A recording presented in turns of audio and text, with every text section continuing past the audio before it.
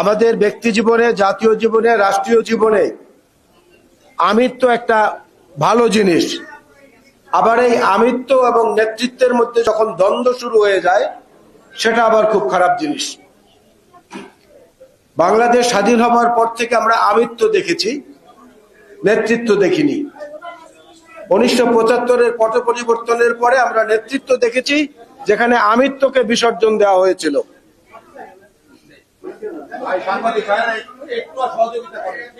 আমিত্ব নিজস্ব পরিসরে ভালো জিনিস, নিজের গুণাবলী, নিজের মধ্যে যা কিছু প্রতিভা আছে সেগুলোর স্ফুরণ ঘটানো। কিন্তু নেতৃত্ব হচ্ছে সেই আমিত্বটাকে উজাড় করে সবার মাঝে বিলিয়ে দেয়া। এই গুণটি ছিল জিয়াউর রহমান সাহেবের মধ্যে। আর স্বাধীনতার পর পর যারা ক্ষমতার দায়িত্ব নিয়েছিলেন তাদের মধ্যে ছিল ঠিক সেই এর উল্টো বৈশিষ্ট্যটা। এই জায়গাটাই হচ্ছে শহীদ রাষ্ট্রপতি জিয়াউর রহমান বীরুত্তমের সঙ্গে অন্যান্য যারা দেশ পরিচালনা করেছেন তাদের সঙ্গে পার্থক্য। জিয়াউর রহমান প্রকৃত অর্থে কোনো রাষ্ট্রপতি ছিলেন না, প্রকৃত অর্থে ক্ষমতার কেন্দ্রবিন্দুতে ছিলেন না। তিনি ছিলেন একজন রাষ্ট্রনায়ক যার একটা গভীর সুদূর প্রসারী অন্তর্ভেদী দৃষ্টি ছিল। সেই দৃষ্টির মধ্যে তিনি গোটা বাংলাদেশের মানচিত্রকে দেখতেন এবং এই মানচিত্রকে পৃথিবীর বুকে কিভাবে আরো সম্মানের সঙ্গে স্থাপন করা যায় সেই স্বপ্ন এবং সেই স্বপ্নের বাস্তবায়নের কাজটা তিনি করে গেছেন তার এই ছোট্ট কর্মপরিধির জীবনের মধ্য দিয়ে। তাই তো আজকে তাকে সর্বজন শ্রদ্ধায় স্মরণ করা হয়। অনেক ঘটনা, অনেক কাহিনী, অনেক কিছু বলতে গেলে, কিন্তু মূল যে আজকে যে বিষয়টি এখানে উল্লেখ করা হয়েছে সে প্রসঙ্গে আমি প্রথমে একটা বাক্যে একটা কথা পরিষ্কার করতে চাই। যারা আমাদের মুক্তিযুদ্ধে সমর্থন দিয়েছিল, সাহস জুগিয়েছিল, সহযোগিতা করেছিল, সেটা আমার কাছে অন্তত মনে হয় সেটা ছিল এমন প্রাকৃতিক নিয়মে গাছের ফল যখন পাকে ওই ফলটা কিন্তু আপনি বোটা ছেড়ে নিচে পড়বে, এইটাই বৈশিষ্ট্য, পড়তেই হবে। কিন্তু সেইটাকে কেউ যদি একটু টোকা দিয়ে দেয় তাহলে কিন্তু দুদিন আগে পড়ে, একদিন আগে বৃন্ত থেকে পড়ে। তো আমাদের পার্শ্ববর্তী প্রতিবেশী দেশ মুক্তিযুদ্ধে আমাদেরকে ওই রকম সহায়তাটা করেছিল। মুক্তিযোদ্ধারা যখন বিজয়ের দ্বার প্রান্তে তখন তারা একটা যুদ্ধের ঘোষণা দিয়ে ৩রা ডিসেম্বরে আনুষ্ঠানিকভাবে সেই ফলের উপরে টোকা দেওয়ার কাজটি করেছিলেন, যে কারণে ফলটি একটু দ্রুত পড়েছে, না হলে হয়তো আরো ৩ মাস পরে পড়তো বা একটা নির্দিষ্ট সময়ের পরে আমরা অর্জন করতাম। তো সেইটার জন্য চিরজীবন তাদের কাছে অবনত মস্তকে থাকতে হবে, এটা জিয়াউর রহমান সাহেব মনে করেন নাই।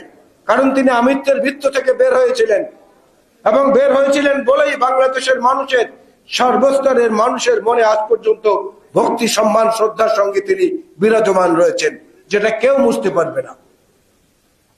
অনেক কথা আজকে বলা হয়, অনেক ধমক আমাদের শুনতে হয়, উন্নয়নের কথা শুনতে হয়।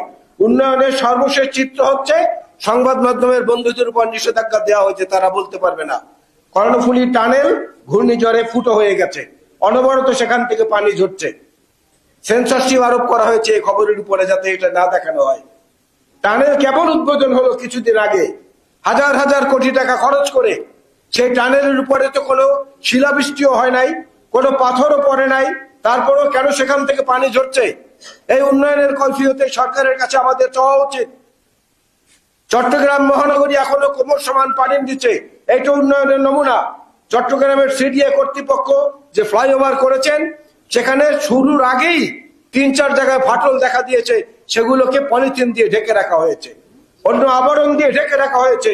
এই মগবাজার মৌচাক ফ্লাইওভার যেদিন বিধ্বস্ত হয়েছিল এখানে ৩ জন লোক মারা গিয়েছিল।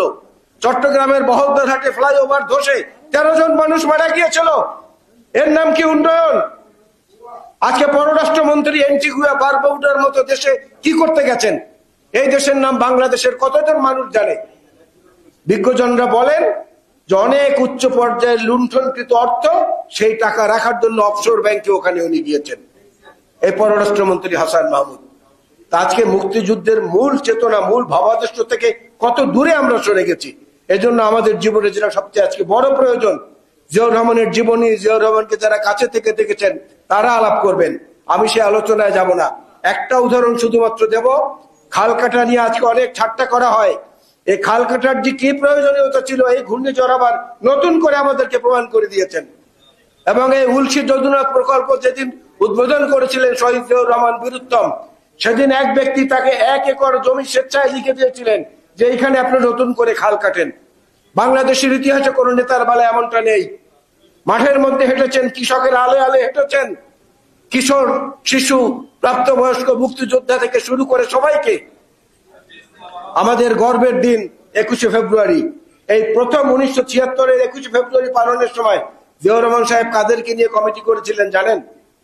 জাতীয় পর্যায়ে একটা কমিটি করেছিলেন। সেই কমিটির মধ্যে মুনতাসির মামুন ছিল, সেই কমিটির মধ্যে জাহানেরা ইমাম ছিল, সেই কমিটির মধ্যে শাহরিয়ার কবির ছিল, সেই কমিটির মধ্যে ডক্টর বখা আলমগীর ছিল, সেই কমিটির মধ্যে কাজী জাফর সাহেব ছিলেন, সেই কমিটির মধ্যে মোস্তফা জামাল হায়দার সাহেব ছিলেন, সেই কমিটির মধ্যে খান আতাউর রহমান, চলচ্চিত্রকার আমজাদ হোসেনরা ছিলেন। অর্থাৎ জাতির সমস্ত ফুলগুলোকে এক জায়গায় এনে একটা ডালিতে সাজানোর চেষ্টা করেছেন। আজকের এই অবৈধ প্রধানমন্ত্রীর মতো কথায় কথায় অহংকার প্রকাশ করেননি এবং কাউকে দূরে ঠেলে দিতে চাননি। এই যে জাতিকে ঐক্যবদ্ধ করার যে প্রচেষ্টা, এটার ফলশ্রুতি হচ্ছে বাংলাদেশের অর্থনৈতিক উন্নয়নের দরজাগুলো একে একে একে একে তখন খুলে গিয়েছিল। সুতরাং আমরা আজকের দিনও শ্রদ্ধার সঙ্গে শুধুমাত্র আলোচনা না করে শুধু স্মরণের মধ্যে না থেকে তাকে যেন ধারণ করি। স্মরণ এবং ধারণের মধ্যে ব্যাপক ব্যাপক যোজন যোজন দূরত্ব। আমরা স্মরণও করব, ধারণও করব। ধারণ করলে পরেই সে আদর্শের বাস্তবায়নে আমাদের আত্মত্যাগ, স্বার্থত্যাগ যেটাই বলি সেটা আরো বেশি ভাবে বিনিয়োগ করতে পারবো। আজকে দেশনেত্রী বেগম খালেদা জিয়া এবং আমাদের কমান্ডার জনাব তারেক রহমানের নেতৃত্বে যে ধারাবাহিক গণতন্ত্র পুনরুদ্ধারের আন্দোলন চলছে, সে আন্দোলনের সঙ্গে একাত্মতা এবং আরো জোরালো পদক্ষেপ গ্রহণ করে আমরা নিজেদেরকে জিয়াউর রহমানের সৈনিক হিসাবে পরিচিত করতে পারবো বলে আমি মনে করি। ধন্যবাদ আপনাদের সবাইকে। আসসালামু আলাইকুম। বাংলাদেশ জিন্দাবাদ, জাতীয়তাবাদী মুক্তিযোদ্ধা দল জিন্দাবাদ, শহীদ জিয়া বীরুত্তম অমর হোক, দেশনেত্রী বেগম খালেদা জিয়া জিন্দাবাদ, জনাব তারেক রহমান জিন্দাবাদ। আল্লাহ হাফেজ।